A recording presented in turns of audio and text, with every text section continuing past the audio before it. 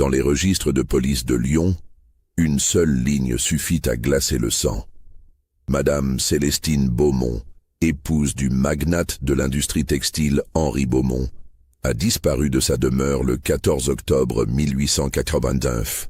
Aucune trace de lutte, aucune demande de rançon, comme si elle n'avait jamais existé. Mes chers auditeurs, si cette introduction vous a donné des frissons, n'hésitez pas à vous abonner à notre chaîne et dites-nous en commentaire de quelle ville vous nous écoutez en ce moment. Votre présence nous accompagne dans ces récits qui défient l'entendement. Car l'affaire Beaumont demeure, 134 ans plus tard, l'une des énigmes les plus troublantes de la France industrielle du XIXe siècle. Une histoire où la richesse et le pouvoir n'ont pu empêcher qu'une femme s'évapore littéralement, laissant derrière elle un mystère qui continue de hanter les couloirs du temps. L'automne de 1889 marquait l'apogée de la révolution industrielle française. Lyon, capitale de la soie, bruissait d'une activité fébrile. Les cheminées des manufactures crachaient leur panache noir dans un ciel perpétuellement voilé, tandis que les fortunes se construisaient et s'écroulaient au rythme des machines à vapeur. L'odeur âcre du charbon se mêlait au parfum chimique des teintures, créant cette atmosphère unique qui enveloppait la ville d'un voile industriel permanent. C'était l'époque où la France connaissait sa plus grande expansion économique depuis des décennies. L'Exposition universelle de Paris, cette même année, célébrait la modernité triomphante. Les trains sillonnaient le territoire à des vitesses jamais atteintes. L'électricité commençait à éclairer les boulevards, et les inventions de Pasteur révolutionnaient la médecine. Dans ce contexte d'optimisme technologique, Lyon se dressait comme un phare de prospérité, attirant des investisseurs de toute l'Europe. Le quartier de la Croix-Rousse, perché sur sa colline, dominait cette effervescence industrielle. Ses rues pentues résonnaient du claquement des métiers à tisser, opérant jour et nuit dans les ateliers des canutes. Mais au sommet de cette colline laborieuse, loin du vacarme des machines, s'étendait un autre monde. Celui de la grande bourgeoisie industrielle, ces nouveaux aristocrates de l'argent qui avaient su transformer l'or de la soie en palais de pierre. Dans ce paysage de transformation radicale, le nom de Henri Beaumont résonnait avec la force d'un empire. À 43 ans, cet homme au regard perçant et aux mains toujours impeccablement gantées avait bâti un véritable royaume textile. Fils d'un modeste commerçant de Villefranche-sur-Saône, il avait gravi tous les échelons de la société lyonnaise par son intelligence, son acharnement au travail et surtout une intuition commerciale qui lui avait permis d'anticiper les évolutions du marché. Ces usines s'étendaient sur plusieurs arrondissements de Lyon, employant près de 3000 ouvriers dans des conditions qui, bien que dures selon nos standards actuels, étaient considérées comme parmi les meilleures de l'époque. Henri avait été l'un des premiers industriels français à instaurer une journée de travail limitée à 12 heures, à fournir des repas chauds à ses employés et même à créer une caisse de secours pour les familles des ouvriers blessés. Cette politique sociale avant-gardiste lui avait valu le respect de ses pairs et la loyauté de ses employés. La demeure des Beaumont, située dans le prestigieux quartier de la Croix-Rousse, témoignait de cette réussite éclatante. Un hôtel particulier de 3 étages, construit en pierre dorée de Bourgogne selon les plans de l'architecte Baussan, le même qui avait conçu la basilique de Fourvière. Les fenêtres à meneaux donnaient sur des jardins à la française, méticuleusement entretenus par une équipe de 6 jardiniers. 37 pièces distribuées autour d'un escalier d'honneur en marbre de Carrare, 15 domestiques en livrée bordeaux et or, et une réputation d'hospitalité qui attirait l'élite lyonnaise lors de réceptions somptueuses. L'intérieur de la demeure reflétait le goût raffiné du couple. Henri, passionné d'art, avait constitué une collection remarquable de toiles de l'école lyonnaise. Les salons s'ornaient d'œuvres de François Vernet et d'Auguste Ravier, tandis que la bibliothèque abritait plus de 4000 volumes reliés en cuir, incluant des éditions originales de Voltaire et de Rousseau. Les soirées musicales données dans le grand salon, avec son piano Erard et son lustre en cristal de baccarat à 128 lumières, était réputé dans tout Lyon. Henri avait épousé Célestine Dubois en 1884, union qui avait fait les délices de la presse mondaine. La cérémonie, célébrée en la cathédrale Saint-Jean, avait rassemblé plus de 300 invités, incluant le préfet du Rhône et plusieurs députés. Elle, fille d'Alphonse Dubois, banquier parisien respecté et proche du milieu saint-simonien, apportait à cette alliance la distinction de l'ancienne bourgeoisie et des relations précieuses dans la haute finance. Lui, le dynamisme de la nouvelle industrie et une fortune évaluée à plus de 2 millions de francs. Ensemble, ils incarnaient cette France moderne qui émergeait des transformations du Second Empire, cette synthèse réussie entre tradition et modernité. Célestine, âgée de 28 ans au moment de sa disparition, était décrite par tous ceux qui la côtoyaient comme une femme d'une beauté saisissante et d'une intelligence remarquable. Grande, élancée, blonde aux yeux verts, héritée de sa grand-mère irlandaise, elle possédait cette grâce naturelle qui faisait se retourner les têtes dans les salons parisiens comme lyonnais. Éduquée dans les meilleures institutions religieuses de la capitale, elle parlait couramment l'allemand et l'anglais, maîtrisait le piano et l'aquarelle, lisait Baudelaire et George Sand dans le texte et correspondait régulièrement avec plusieurs femmes de lettres de son époque. Chaque mercredi, Célestine tenait un salon littéraire dans la bibliothèque familiale, réunion hebdomadaire qui attirait les esprits les plus brillants de la région. Professeur de l'université, avocat du barreau lyonnais, médecin de l'Hôtel-Dieu, et même quelques artistes bohèmes que sa curiosité intellectuelle l'amenait à fréquenter. Ces soirées, où l'on débattait des dernières publications, des théories scientifiques nouvelles et des questions sociales du temps, avaient forgé à Célestine une réputation de femme éclairée, bien au-dessus de la moyenne de son milieu. Le couple semblait vivre dans une harmonie parfaite, du moins en apparence. Leurs rares sorties publiques les montraient toujours unis, attentifs l'un à l'autre, échangeant ces regards complices qui font l'envie des observateurs. Pas d'enfants encore, après 5 années de mariage, situation qui alimentait les commérages des salons, mais Henri affirmait publiquement que le temps viendrait en son heure et que la Providence sait ce qu'elle fait. Célestine s'impliquait activement dans les œuvres de charité, présidant le comité des dames patronesses de Lyon, visitant régulièrement les ouvrières de son mari pour s'enquérir de leurs conditions de vie, et distribuant chaque dimanche des vivres dans les quartiers populaires de la Guillotière. Elle avait même créé, sur ses fonds personnels, une école gratuite pour les enfants des quartiers populaires, innovation remarquée jusqu'à Paris et saluée par les journaux progressistes. Cet engagement social, rare chez les femmes de son rang, lui avait valu l'estime du clergé lyonnais et l'admiration des milieux philanthropiques. Le cardinal Foulon lui-même recevait régulièrement Madame Beaumont au palais archiépiscopal pour discuter des questions de pauvreté urbaine et d'éducation populaire.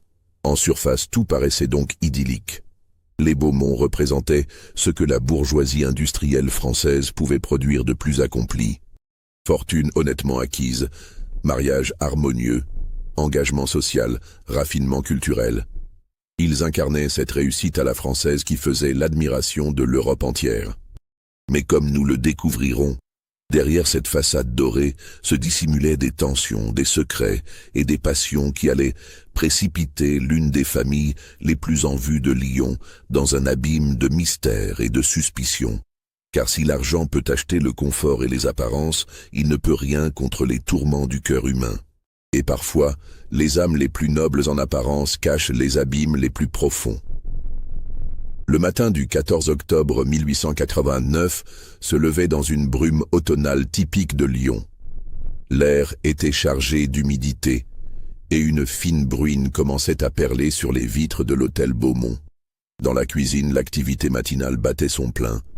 La cuisinière préparait le petit déjeuner de monsieur, le cireur astiquait les chaussures, et les femmes de chambre s'affairaient au nettoyage des appartements. Henri Beaumont avait quitté sa demeure à 7 heures précises, comme chaque jour depuis 15 ans, pour se rendre à son bureau principal situé rue de la République. Sa routine était immuable. Levé à 6 heures, toilette méticuleuse, petit déjeuner pris en lisant Le Figaro et Le Petit Lyonnais, puis départ dans sa voiture personnelle, un élégant coupé noir, attelé de 2 chevaux normands. Monsieur était d'une ponctualité maniaque, devait témoigner plus tard son cocher Auguste Perrin. En 15 années de service, je ne l'ai jamais vu modifier sa routine d'une minute. Célestine, selon le témoignage de la femme de chambre Marie Lecomte, était encore au lit quand son mari était parti, souffrant d'une légère migraine qui l'avait tenue éveillée une partie de la nuit. Marie, une femme de 35 ans au service de la famille depuis 3 ans, était particulièrement attachée à sa maîtresse et connaissait parfaitement ses habitudes. Madame avait demandé qu'on lui monte son petit déjeuner vers 10 heures, devait déclarer Marie aux enquêteurs quelques heures plus tard, les larmes aux yeux et la voix tremblante. Elle semblait fatiguée, plus que d'habitude même. Quand je suis entré dans sa chambre vers 8 heures pour ouvrir les rideaux, elle m'a fait signe de les laisser fermer.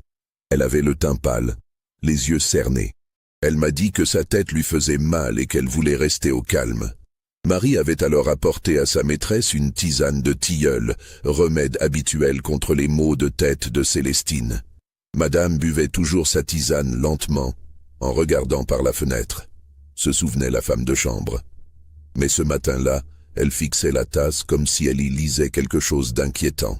Quand je lui ai demandé si elle souhaitait que j'appelle le médecin, elle a secoué la tête et m'a dit qu'elle se sentait mieux. Vers 9 heures, Célestine avait sonné Marie pour qu'elle l'aide à s'habiller. Contrairement à ses habitudes, elle avait choisi une tenue simple, une robe de jour en soie bleu foncé, sans ornement, et des bottines de cuir noir plutôt que ses escarpins habituels. Madame était très silencieuse pendant que je l'aidais, racontait Marie. D'ordinaire, elle me parlait de ses projets pour la journée, de ses visites à prévoir. Ce matin-là, rien. Elle regardait par la fenêtre, l'air préoccupé. C'est vers 9h30 que le majordome François Bertrand avait aperçu Célestine descendre l'escalier principal. Bertrand, homme de 60 ans au visage austère marqué par 40 années de service domestique, était réputé pour son sens de l'observation et sa discrétion. Ancien valet de chambre du comte de Montclair, avant que celui-ci ne perde sa fortune au jeu. Il avait rejoint la maison Beaumont 15 ans plus tôt et était devenu un pilier de l'organisation domestique. Madame descendait lentement, se souvenait Bertrand avec précision. Elle portait une robe de jour en soie bleue et un châle en cachemire blanc qu'elle affectionnait particulièrement. Mais ce qui m'a frappé, c'est qu'elle tenait à la main une lettre qu'elle froissait nerveusement entre ses doigts. L'enveloppe était de papier crème, de bonne qualité, avec une écriture que je ne reconnaissais pas. Intrigué par l'attitude inhabituelle de sa maîtresse, Bertrand s'était approché au pied de l'escalier. Quand je lui ai souhaité le bonjour et demandé si tout allait bien, elle a sursauté, comme si elle ne m'avait pas vu, poursuivait le majordome. Elle m'a regardé avec une expression, comment dire, comme si elle voyait quelque chose que moi, je ne pouvais pas voir. Elle semblait effrayée, mais aussi déterminée. C'était très troublant. Célestine lui avait alors dit qu'elle souhaitait prendre l'air dans le jardin et qu'elle ne voulait pas être dérangée pendant 1 heure. Elle a insisté sur ce point, précisait Bertrand. 1 heure complète, sans interruption. Elle m'a demandé de donner des instructions à tout le personnel pour qu'on la laisse tranquille. C'était inhabituel, car Madame aimait généralement qu'on vienne lui demander ses ordres pour la journée. Madame semblait préoccupée, racontera plus tard Bertrand aux enquêteurs, ses mains arthritiques tremblant légèrement. Cette lettre, elle la tenait comme si c'était un serpent venimeux. Quand je lui ai demandé si tout allait bien, elle m'a regardé avec une expression que je n'oublierai jamais. Il y avait de la peur dans ses yeux, mais aussi de la résolution, comme quelqu'un qui s'apprête à prendre une décision terrible mais nécessaire. Ce furent les derniers mots échangés avec Célestine Beaumont par un membre de sa maisonnée. Vers 10 heures, la cuisinière, Berthe Morel, aperçut par la fenêtre de l'office sa maîtresse qui marchait lentement dans l'allée centrale du jardin. Madame avançait comme si elle portait le poids du monde sur ses épaules. Devait témoigner cette femme robuste qui travaillait pour les Beaumont depuis leur mariage. Elle s'arrêtait parfois, regardait autour d'elle, puis reprenait sa marche. On aurait dit qu'elle hésitait à faire quelque chose. Le jardinier en chef, Antonin Duval, confirma cette impression. Occupé à tailler les rosiers près de la serre, il avait observé les allées et venues de Madame Beaumont pendant une vingtaine de minutes. Elle tournait en rond, expliqua-t-il. D'abord vers le bassin au nénuphar, puis vers la tonnelle, puis de nouveau vers le bassin. Elle tenait toujours cette lettre à la main, et de temps en temps, elle la dépliait pour la relire. Vers 10h30, Célestine s'était dirigée vers le banc de marbre situé près du bassin au nénuphar, l'endroit le plus isolé et le plus paisible du jardin. C'était son refuge habituel quand elle voulait réfléchir ou lire en silence.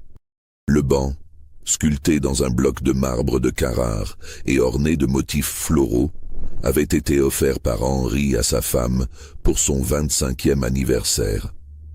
À midi précis, suivant la routine établie depuis des années, Marie Lecomte se dirigea vers le jardin pour informer sa maîtresse que le déjeuner était servi dans la petite salle à manger. Le repas de midi était toujours pris à cette heure précise, que monsieur soit présent ou non, car Célestine attachait une grande importance à la régularité des horaires. Ce que découvrit Marie la figea d'épouvante. Le châle de Célestine gisait soigneusement plié sur le banc de marbre, comme si elle l'avait posé délicatement avant de partir. À côté, la lettre était déchirée en morceaux si fins qu'il était impossible d'en reconstituer le contenu. Les fragments, minuscules, étaient éparpillés par le vent automnal et certains flottaient déjà sur l'eau sombre du bassin.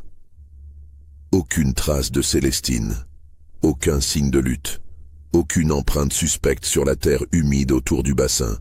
Aucun cri entendu par quiconque. La jeune femme s'était littéralement volatilisée. Marie resta immobile pendant de longues secondes, refusant de croire ce qu'elle voyait. Puis elle se mit à crier le nom de sa maîtresse, d'abord doucement, puis avec de plus en plus de force, sa voix se répercutant dans le jardin silencieux. « Madame, Madame Célestine, où êtes-vous » Le jardinier Duval accourut le premier, alerté par les cris. Puis vinrent les autres domestiques, Berthe la cuisinière, Paul le valet de pied, Lucienne la lingère. Tous se rassemblèrent autour du banc, incrédules, cherchant des yeux celle qui ne pouvait pas avoir disparu. François Bertrand organisa immédiatement les recherches dans la propriété. Méthodiquement, comme il faisait tout, il divisa le personnel en groupes et assigna à chacun une zone à fouiller. Les jardins d'abord, puis la serre, où Célestine aimait se promener par mauvais temps, puis les dépendances, remises, écuries, celliers. Enfin la maison elle-même, de la cave au grenier, chaque pièce, chaque recoin. Rien, absolument rien. Les recherches immédiates révélèrent un détail troublant. Le portail principal était resté verrouillé toute la matinée, comme l'attestait le gardien Pierre Dumoulin. Cet homme de 50 ans, ancien militaire reconverti dans la surveillance, montait la garde à l'entrée de la propriété depuis l'aube et jurait ses grands dieux que personne n'était entré ni sorti. « Je n'ai pas quitté mon poste une seule minute », affirmait-il. « Et même si j'avais eu une distraction, le portail grince tellement qu'on l'entend de loin. Les murs d'enceinte, hauts de 3 mètres, et couronnés de tessons de bouteilles selon l'usage de l'époque, rendaient impossible toute sortie discrète. Henri les avait fait construire selon les recommandations de la police qui conseillait aux bourgeois fortunés de se protéger contre les rôdeurs et les cambrioleurs de plus en plus nombreux dans cette période d'expansion industrielle. Et pourtant, Célestine Beaumont s'était évaporée aussi sûrement que si la terre l'avait engloutie. Quand Henri rentra précipitamment de son bureau vers 14h, alerté par un message affolé que lui avait fait porter François Bertrand, il découvrit sa demeure en émoi. Tous les domestiques s'étaient rassemblés dans le vestibule principal, parlant à voix basse, échangeant des regards inquiets. L'atmosphère était celle d'une maison en deuil. Sa première réaction, selon tous les témoins présents, fut un silence terrifiant. Cet homme habitué à trancher rapidement, à donner des ordres précis, resta immobile pendant de longues minutes au milieu du vestibule, fixant tour à tour chaque visage comme s'il cherchait une explication dans leurs expressions. Puis il se dirigea vers le jardin d'un pas mécanique. Arrivé près du banc où reposait encore le châle abandonné de sa femme, Henri s'arrêta net. Il contempla longtemps le tissu blanc, si familier, puis les fragments de lettres qui dansaient encore sur l'eau du bassin. Son visage, ordinairement maîtrisé, se décomposa progressivement. C'est alors qu'il prononça ces mots troublants, entendus par François Bertrand qui l'avait suivi à distance respectueuse. « Je savais que ce jour viendrait.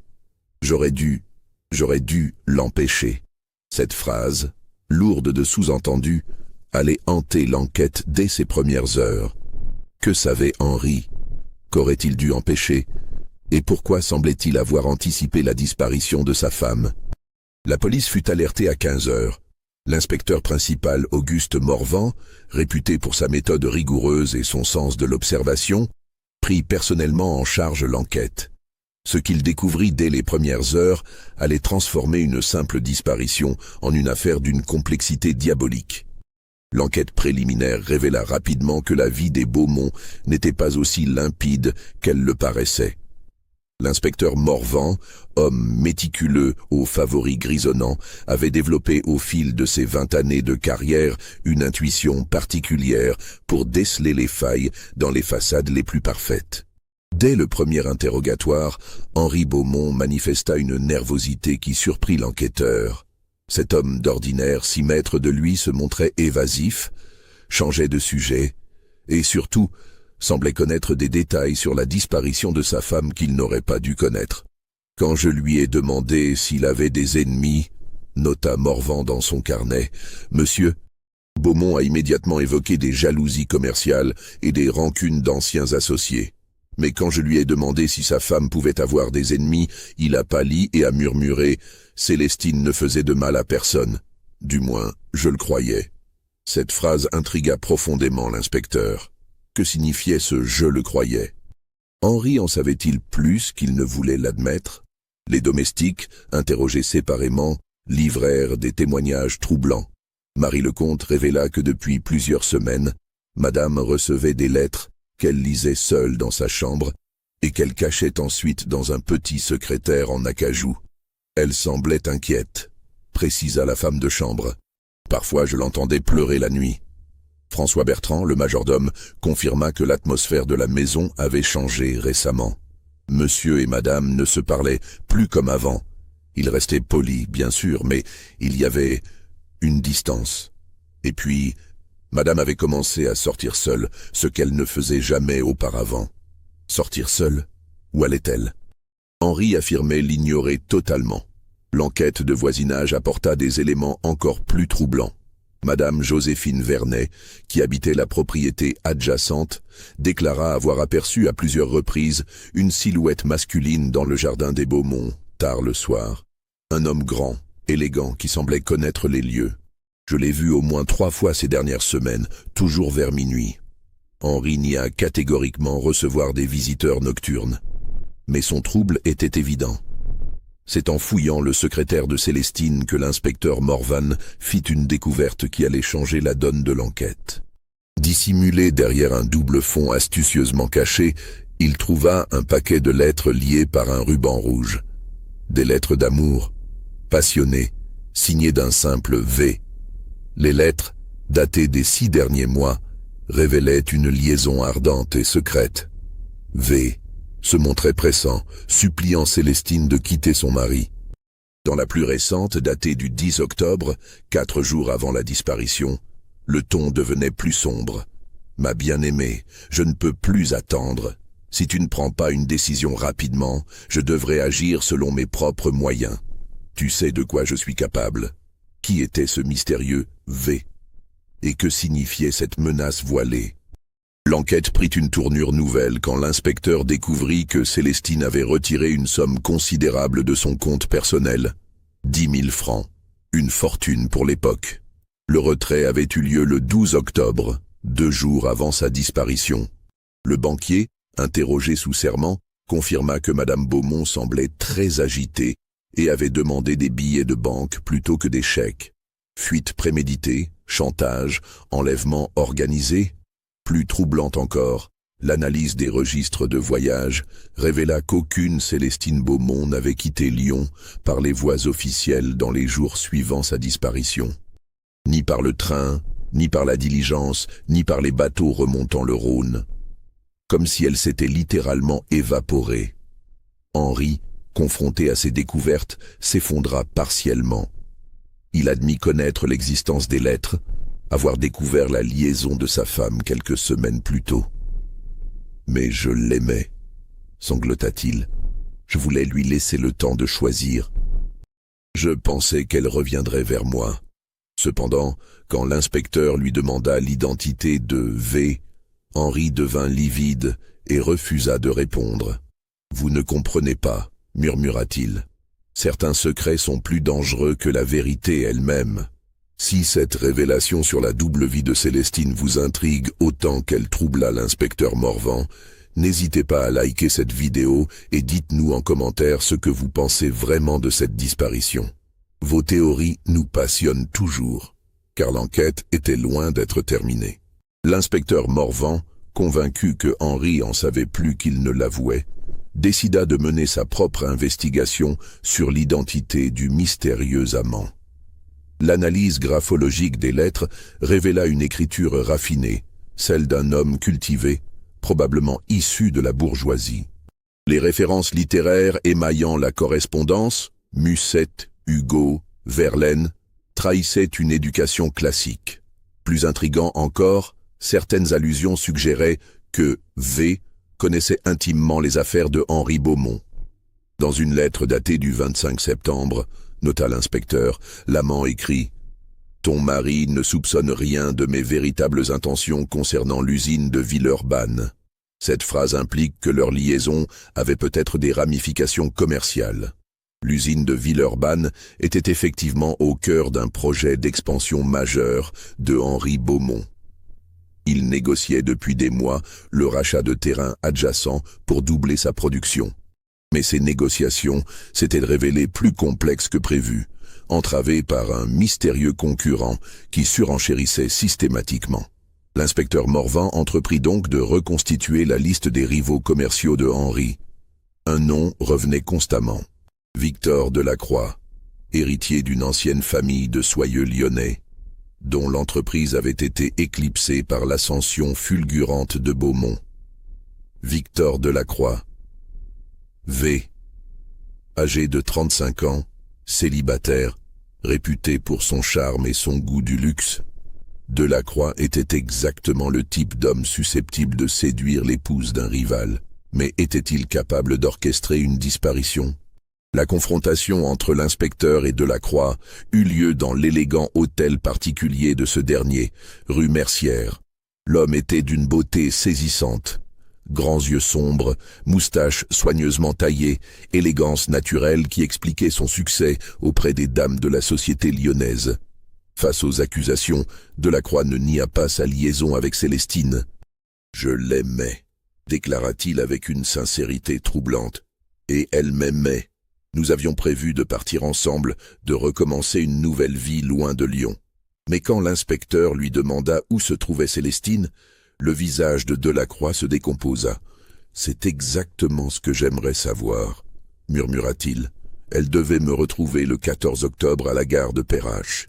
J'ai attendu jusqu'au dernier train. Elle n'est jamais venue. Cette version était-elle crédible ? » Delacroix affirmait avoir passé la journée du 14 octobre dans son bureau, en compagnie de son associé et de plusieurs clients. Son alibi semblait solide. Mais l'inspecteur Morvan avait développé une méfiance instinctive envers les alibis trop parfaits. Il décida d'approfondir ses recherches sur Delacroix et découvrit des éléments troublants. Victor avait des dettes considérables, dissimulées derrière une façade de prospérité. Ses affaires périclitaient depuis 2 ans, et seuls des emprunts de plus en plus risqués lui permettaient de maintenir son train de vie.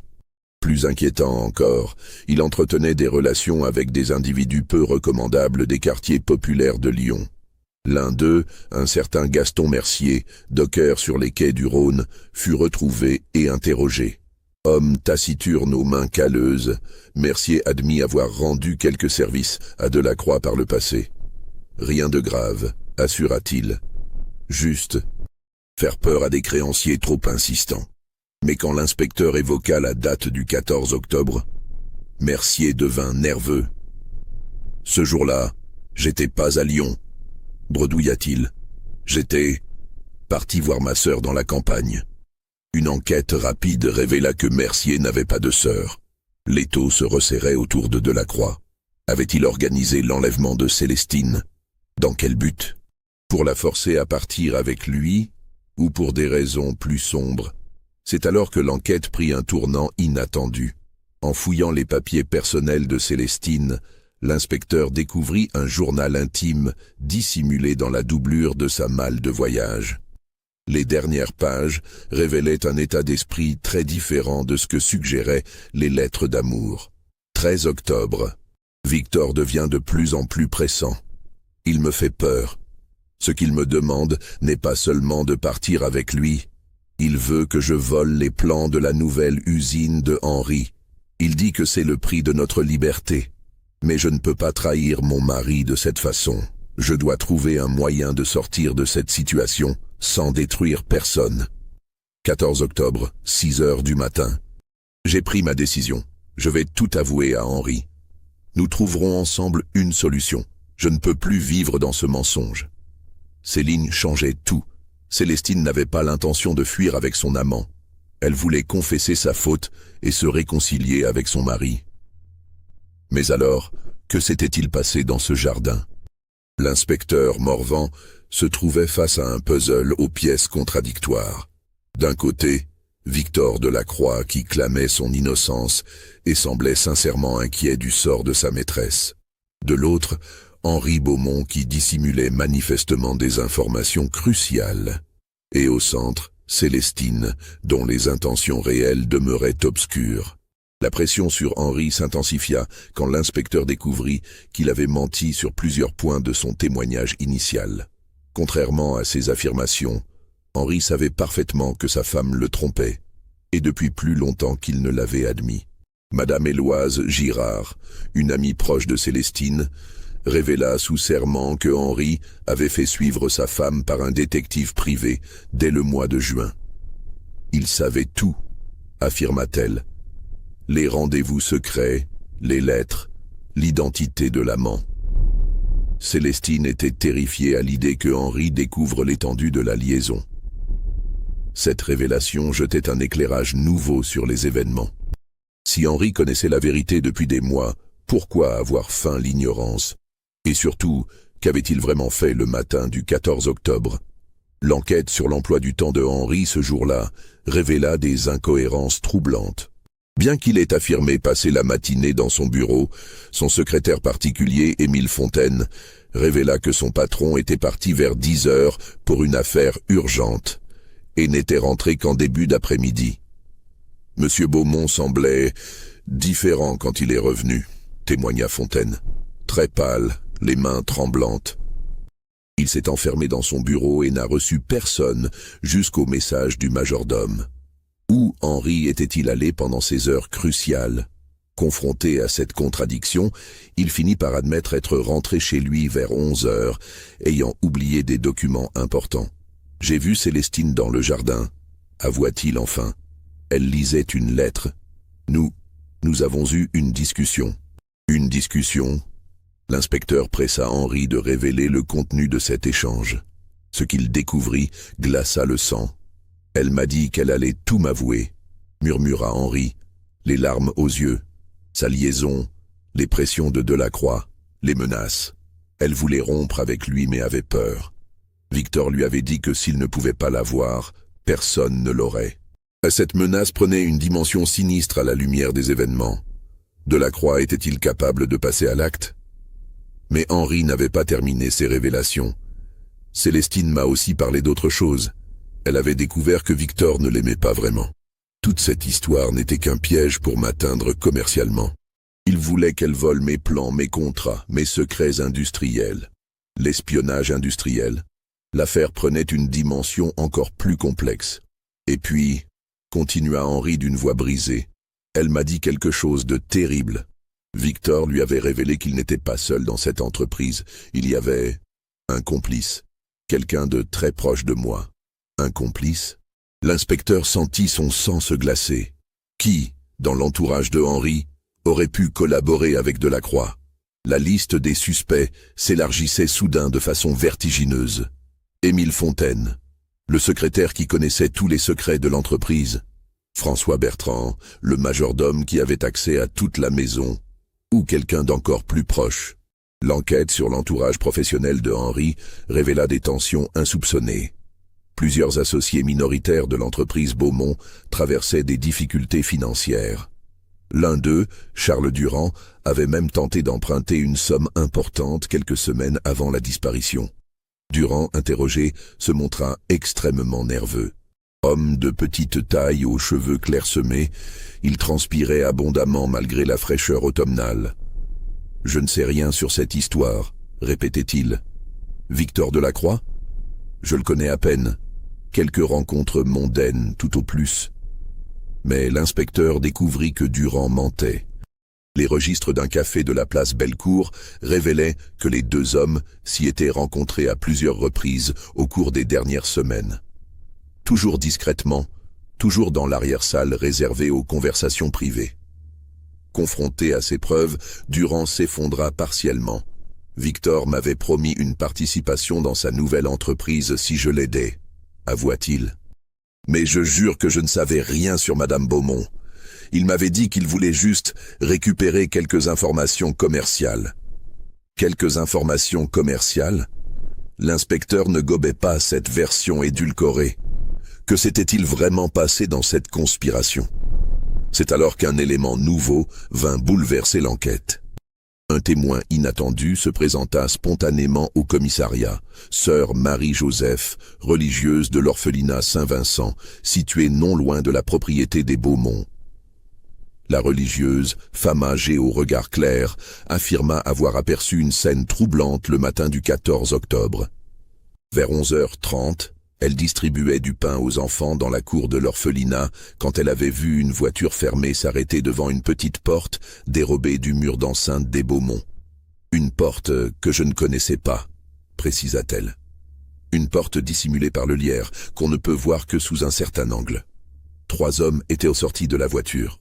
L'un d'eux, qu'elle décrivait comme élégant et bien vêtu, avait ouvert cette porte avec une clé. Les 3 hommes avaient disparu dans la propriété pendant une dizaine de minutes, puis étaient ressortis. Mais ils n'étaient plus que 2, précisa sœur Marie-Joseph. Et l'un d'eux portait quelque chose, un sac ou un paquet assez volumineux. Cette révélation foudroyante changeait tout. Célestine avait-elle été enlevée? Et comment les ravisseurs connaissaient-ils l'existence de cette porte secrète?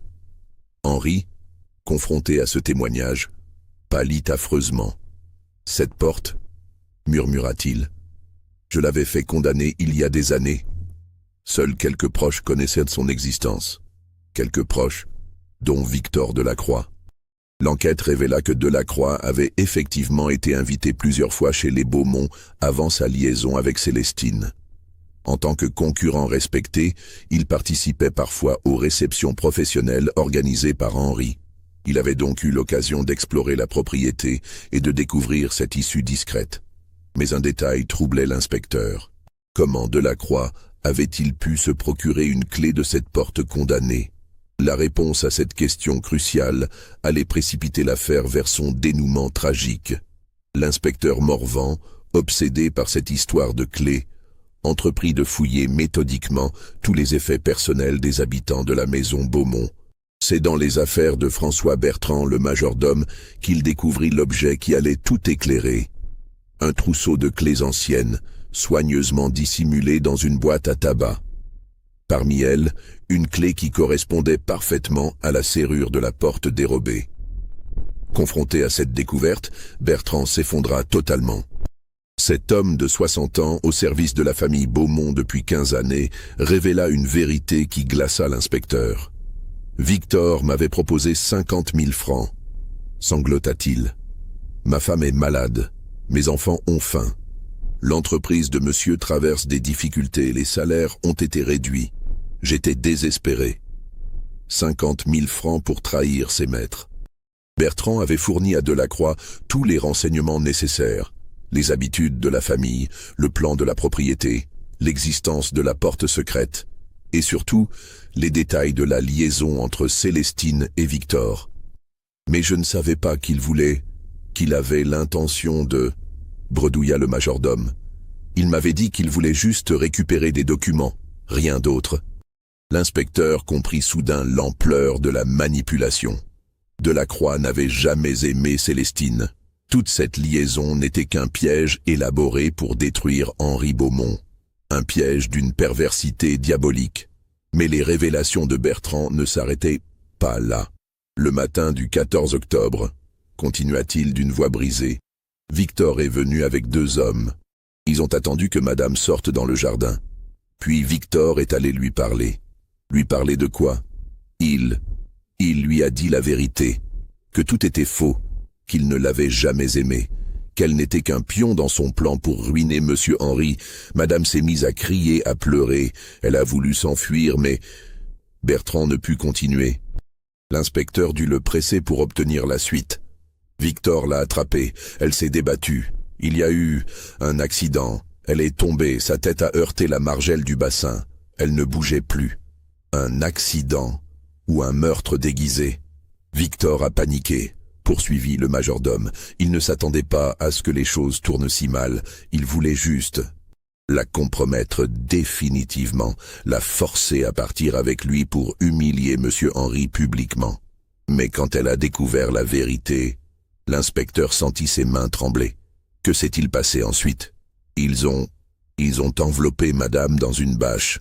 Les 2 hommes l'ont emportée, pendant que Victor ramassait les morceaux de la lettre et disposait le châle sur le banc. Ils voulaient faire croire à une fuite volontaire. Et le corps, où l'ont-ils emmené? Bertrand secoua la tête, les larmes coulant sur ses joues creusées. Je ne sais pas. Victor m'a dit que moins j'en saurais, mieux ce serait. Ils sont partis par la porte dérobée. C'est la dernière fois que j'ai vu madame Célestine. Cette révélation bouleversait complètement l'enquête. Célestine n'avait pas disparu volontairement. Elle avait été tuée, accidentellement peut-être par l'homme qu'elle croyait aimer. Un homme qui l'avait manipulée, utilisée, puis éliminée quand elle était devenue un obstacle à ses plans. L'inspecteur Morvan ordonna immédiatement l'arrestation de Victor Delacroix. Mais quand les agents se présentèrent à son domicile rue Mercière, ils découvrirent que l'oiseau s'était envolé. Delacroix avait quitté Lyon dans la nuit, emportant avec lui ses biens les plus précieux. Sa gouvernante, interrogée, révéla qu'il avait reçu un visiteur tard dans la soirée, un homme qu'elle décrivait comme nerveux et transpirant. Probablement Bertrand, venu l'avertir que l'enquête se resserrait. Une chasse à l'homme s'organisa immédiatement. Les gares, les ports, les routes principales furent surveillées. Mais Delacroix semblait avoir disparu aussi efficacement que sa victime. C'est 3 jours plus tard qu'un élément nouveau relança l'enquête. Un batelier du Rhône, Louis Marchand, se présenta spontanément à la police. Il affirmait avoir transporté 3 hommes et un gros paquet dans la nuit du 14 au 15 octobre. Ils m'ont payé 10 fois le tarif normal pour que je les emmène en amont du fleuve, près des gorges de Condrieu, révéla-t-il. Ils ont dit qu'ils avaient quelque chose à jeter à l'eau, quelque chose de lourd, les gorges de Condrieu, un endroit isolé, aux eaux profondes et tumultueuses, où de nombreux corps jetés au fleuve avaient disparu à jamais. L'inspecteur organisa immédiatement des recherches dans cette zone. Pendant 3 jours, des équipes de plongeurs fouillèrent les eaux sombres du Rhône. En vain. Si le corps de Célestine avait été jeté dans le fleuve à cet endroit, les courants l'avaient emporté vers des profondeurs inaccessibles. Mais le témoignage du batelier apportait un élément crucial. La description de l'un des 3 hommes correspondait parfaitement à celle de Victor Delacroix. L'enquête sur la disparition de Célestine Beaumont se trouvait dans une impasse tragique. Les preuves contre Victor Delacroix étaient accablantes, mais l'homme avait disparu sans laisser de traces. Le corps de la victime demeurait introuvable, transformant ce qui était probablement un meurtre en une énigme perpétuelle. Henri Beaumont, brisé par la révélation de la vérité, sombra dans une mélancolie profonde. Cet homme qui avait bâti un empire industriel se retrouvait détruit par la cupidité et la manipulation. Il licencia immédiatement François Bertrand, mais refusa de porter plainte contre lui, considérant que le majordome avait déjà payé assez cher sa trahison. Nous avons tous nos faiblesses, déclara-t-il à l'inspecteur Morvan. François a cédé à la peur et à l'appât du gain. Moi, j'ai cédé à l'orgueil et à l'aveuglement. Célestine a cédé à l'amour. Nous sommes tous responsables de ce drame. Cette lucidité tragique impressionna profondément l'enquêteur. Henri ne cherchait pas la vengeance, mais semblait porter sur ses épaules le poids de toutes les erreurs qui avaient conduit à la mort de sa femme. Les recherches de Victor Delacroix se poursuivirent pendant des mois. Des témoignages le situèrent successivement à Marseille, puis à Gênes, enfin à Naples.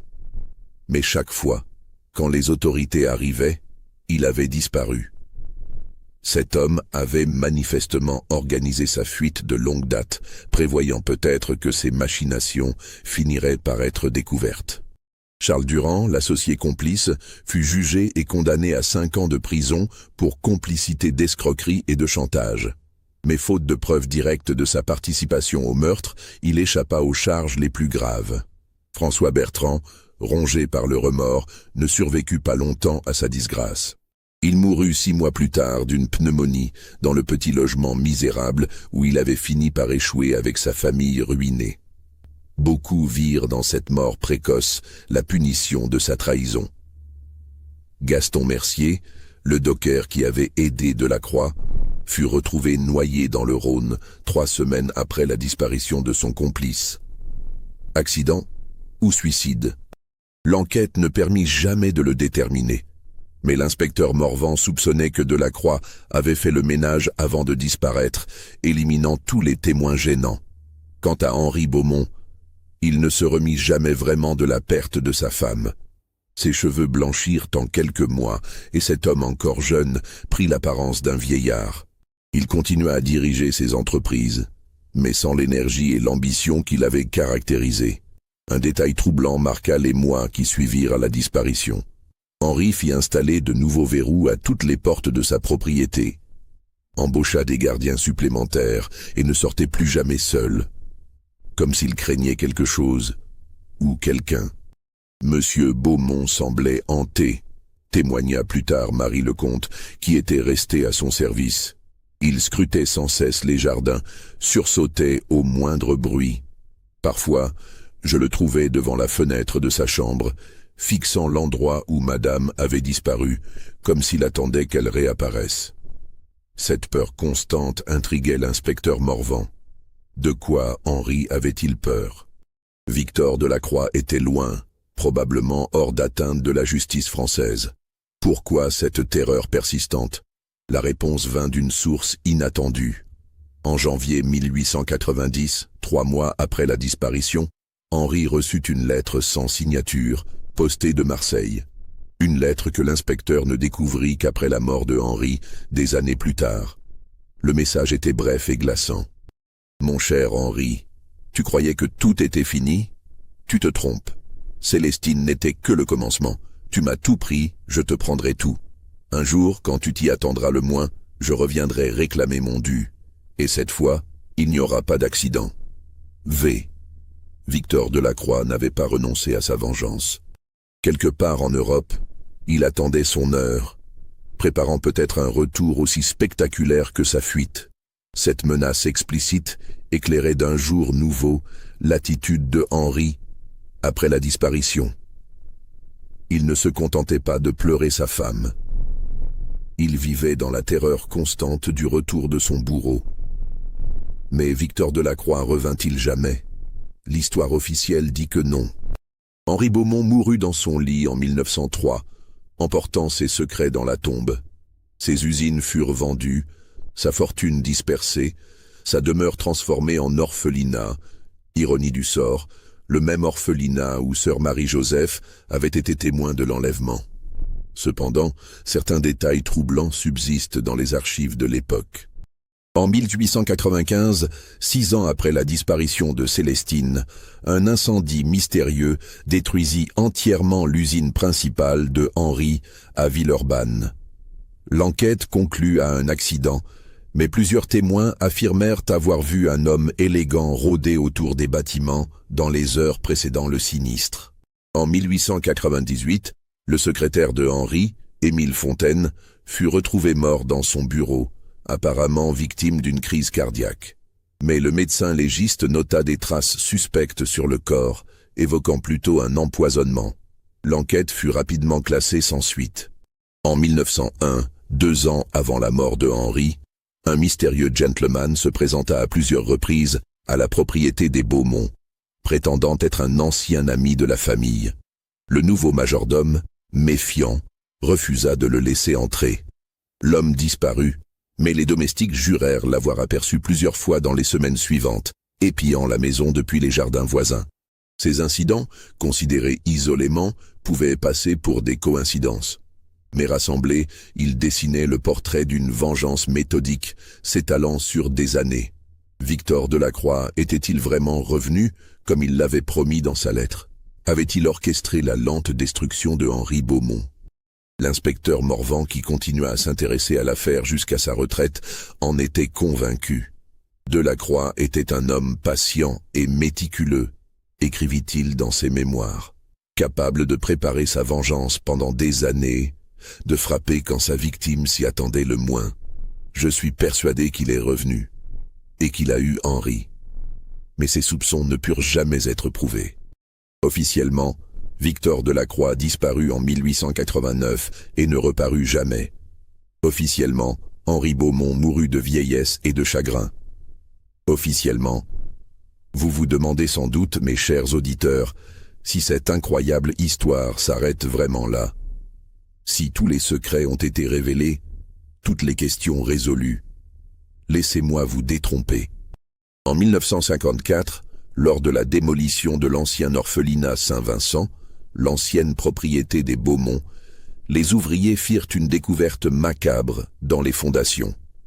Un squelette humain enveloppé dans les restes d'une robe de soie bleue. À côté du corps, un médaillon en or gravé aux initiales CB, Célestine Beaumont. Cette découverte relança brièvement l'intérêt pour l'affaire. Mais les autorités, désireuses d'éviter un scandale impliquant des familles respectables, classèrent rapidement l'enquête. Le corps fut discrètement inhumé au cimetière de la Croix-Rousse, sans cérémonie ni publicité. Seul un petit article de 3 lignes dans Le Progrès de Lyon mentionna la découverte, présentée comme « les restes d'une inconnue, probablement décédée au siècle dernier ». Mais le plus troublant restait à venir. En vidant la cave de l'orphelinat, les ouvriers découvrirent également une malle en cuir, remarquablement conservée par l'humidité constante du sous-sol. Cette malle contenait des documents personnels, des lettres et surtout un journal, le journal de Victor Delacroix. Les pages, rédigées d'une écriture de plus en plus fébrile, racontaient l'histoire vraie de cette vengeance qui avait consumé un homme pendant 14 années. Oui, Victor était revenu. Oui, il avait méthodiquement détruit Henri Beaumont. Et le plus effrayant, c'est qu'il décrivait ses méthodes avec un détail glaçant. L'incendie de l'usine, provoqué par Delacroix lui-même, qui avait corrompu un gardien de nuit, la mort d'Émile Fontaine, un poison rare, glissé dans son thé par un domestique acheté, les apparitions mystérieuses autour de la propriété, Delacroix lui-même, qui prenait un plaisir sadique à terroriser sa victime. Henri vieillit à vue d'œil, écrivait-il avec satisfaction en 1900. Chaque jour, il se demande d'où viendra le prochain coup. Cette attente est plus cruelle que la mort elle-même. C'est exactement ce que je voulais. Le journal révélait aussi la vérité sur la mort de Célestine. Contrairement aux affirmations de François Bertrand, il n'y avait eu aucun accident. Delacroix avait froidement assassiné la jeune femme quand elle avait menacé de tout révéler à son mari. Elle criait qu'elle allait me dénoncer, écrivait-il sans émotion. Je n'avais pas le choix, un coup sur la tempe, précis et efficace. Elle n'a pas souffert. Je ne suis pas un monstre. Pas un monstre. Cet homme qui avait séduit, manipulé, tué puis terrorisé ses victimes pendant des années. La dernière entrée du journal datait du 15 novembre 1903, soit exactement le jour de la mort de Henri Beaumont. C'est fini, écrivait Delacroix. Henri s'est éteint cette nuit, comme une chandelle qu'on souffle. 14 ans de préparation pour ce moment. Enfin, ma vengeance est complète. Célestine est vengée. Mon honneur est restauré. Je peux mourir en paix. Mourir en paix? Le journal s'arrêtait là, mais les circonstances de sa découverte suggéraient que Delacroix avait vécu ses dernières années dans cette cave, sous l'ancienne propriété de ses victimes, comme un fantôme gardant jalousement ses secrets. Son squelette ne fut jamais retrouvé. Mais dans la malle, à côté du journal, les ouvriers découvrirent un flacon de poison vide et une lettre d'adieu jamais envoyée, adressée à « Ma chère Célestine ». « Pardonne-moi », écrivait-il, « j'ai voulu te venger, mais j'ai fini par devenir pire que ceux qui nous ont séparés. J'arrive. Nous serons enfin réunis dans la mort, puisque la vie nous a été refusée. » Cette découverte posthume éclairait l'affaire Beaumont d'un jour totalement différent. Victor Delacroix n'était pas seulement un escroc cupide, c'était un homme rongé par une passion destructrice qui avait sacrifié sa vie entière à une vengeance démesurée. Aimait-il vraiment Célestine? Ou s'était-il convaincu de cet amour pour justifier ses crimes? Le journal ne permettait pas de trancher. Delacroix lui-même semblait parfois douter de ses propres motivations. Était-ce l'amour ou l'orgueil? S'interrogeait-il dans une page particulièrement troublante. Aimais-je Célestine, ou aimais-je l'idée de posséder ce qui appartenait à Henri? Après toutes ces années, je ne sais plus, mais il est trop tard pour regretter. Trop tard, en effet. Cette histoire d'amour, de cupidité et de vengeance avait dévoré 3 vies, semé la mort et le malheur, pour finir dans l'oubli d'une cave humide. Aujourd'hui encore, 134 ans plus tard, l'affaire Beaumont continue de fasciner les historiens et les amateurs de mystère. Certains voient dans cette tragédie le reflet d'une époque où les passions individuelles pouvaient échapper à tout contrôle social. D'autres y lisent une parabole sur les dangers de l'industrialisation sauvage et de la course au profit. Mais peut-être la leçon la plus troublante de cette histoire est-elle celle-ci. Derrière les façades les plus respectables, derrière les réussites les plus éclatantes, peuvent se cacher des abîmes de souffrance et de noirceur humaine. La demeure des Beaumont n'existe plus. L'orphelinat qui l'avait remplacé a lui-même été détruit. À sa place se dresse aujourd'hui un ensemble de bureaux modernes où transitent chaque jour des centaines de personnes qui ignorent tout du drame qui s'est joué sous leurs pieds. Seule subsiste, dans un coin du jardin réaménagé, une petite fontaine de pierre qui pourrait être l'ancien bassin au nénuphar, près duquel Célestine Beaumont a rendu son dernier souffle. L'eau y coule toujours, claire et paisible, comme si rien ne s'était jamais passé. Mais parfois, racontent les employés les plus anciens, quand le vent d'automne fait frissonner les arbres, on entend comme un murmure dans le clapotis de l'eau. Un murmure qui ressemble à une voix de femme, appelant à l'aide. Légende urbaine, imagination collective, ou l'écho persistant d'une tragédie que le temps n'a jamais réussi à effacer. Vous, mes chers auditeurs, qu'en pensez-vous? Cette histoire vous a-t-elle convaincu? Croyez-vous que tous les secrets ont été révélés? Ou reste-t-il encore des zones d'ombre dans cette affaire qui a défrayé la chronique de Lyon? Dites-le nous en commentaire. N'hésitez pas à vous abonner si ce récit vous a captivé. Et surtout, partagez cette vidéo avec tous ceux qui, comme vous, sont fascinés par les mystères sombres de l'histoire. Car après tout, combien d'autres Célestine Beaumont ont disparu dans les méandres du temps, emportant avec elles des secrets que nous ne découvrirons jamais. L'histoire, mes amis, regorge de mystères, et certains d'entre eux sont plus proches de nous que nous ne l'imaginons.